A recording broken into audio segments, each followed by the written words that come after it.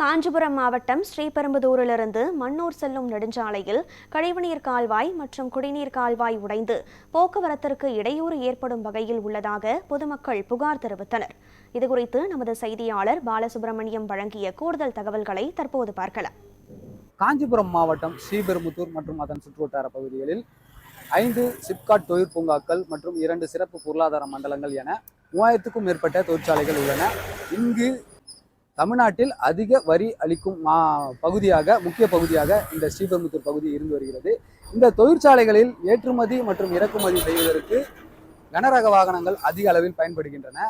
இந்த நிலையில் அந்த கனரக வாகனங்கள் செல்வதற்கு முக்கிய சாலையாக இந்த ஸ்ரீபெரும்புதூர் சுற்றுவட்டார சாலைகள் ஏதுவாக இல்லை என கூறலாம். குறிப்பாக இங்கே ஸ்ரீபெரும்புதூரிலிருந்து மன்னூர் செல்லக்கூடிய சாலையில் இந்த மன்னூர் பகுதியில் மட்டும் 100க்கும் மேற்பட்ட தொழிற்சாலைகள் இயங்கி வருகின்றன. இந்த மன்னூர் செல்லும் சாலையில் இங்கே கழிவுநீர் கால்வாய் மற்றும் குடிநீர் கால்வாய் என 2ம் அருகருகே இருந்து வருகின்றன. ஆனால் 2மே சேதமடைந்து இந்த சாலையை பயன்படுத்த முடியாத சூழலே ஏற்பட்டு வருகிறது. இது குறித்து இந்த பகுதி மக்கள் ஸ்ரீபெரும்புதூர் கோட்ட நெடுஞ்சாலைத்துறையிடம் ஸ்ரீபெரும்புதூர் நகராட்சி என 2 அதிகாரிகளிடம் புகார் அளித்தும் இதுவரை எந்த நடவடிக்கை எடுக்கவில்லை என கூறப்படுகிறது. இது மட்டும் இல்லாமல் ஸ்ரீபெரும்புதூர் நகராட்சி சம்பந்தப்பட்ட நிறைய இடங்கள்ல இது தொடர்ந்து உடஞ்சிக்கிட்டே தான் இருக்கு. இதனால ஏற்படுற விபத்துகளும் அதிகரிச்சே தான் இருக்கு. இது குறித்து நகராட்சிக்கு, நெடுஞ்சாலைத்துறைக்கு, சம்மந்தப்பட்ட இந்த மெட்ரோ வாட்டர் டிபார்ட்மெண்ட் அவங்க எல்லாருக்குமே நம்ம ஏற்கனவே கம்ப்ளைண்ட் கொடுத்துருக்கோம்.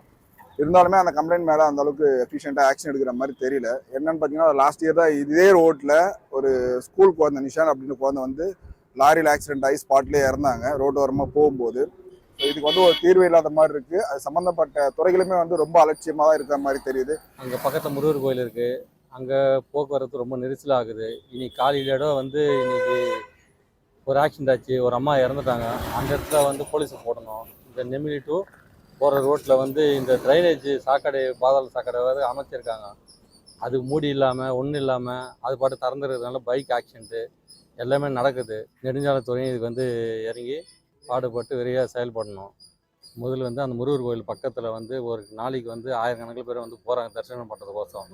அந்த இடத்துல ரெகுலராக ஒரு போலீஸு அமைச்சு கொடுக்குற மாதிரி கேட்டுக்கொள்கிறோம். ஆகவே துறை சார்ந்த அதிகாரிகள் உரிய நடவடிக்கை எடுத்து பொதுமக்கள் மற்றும் வாகன ஓட்டிகள் பயமில்லாமல் இந்த சாலையை பயன்படுத்த வழிவகை செய்யுமாறு இந்த பகுதி மக்கள் கோரிக்கை விடுத்துள்ளனர்.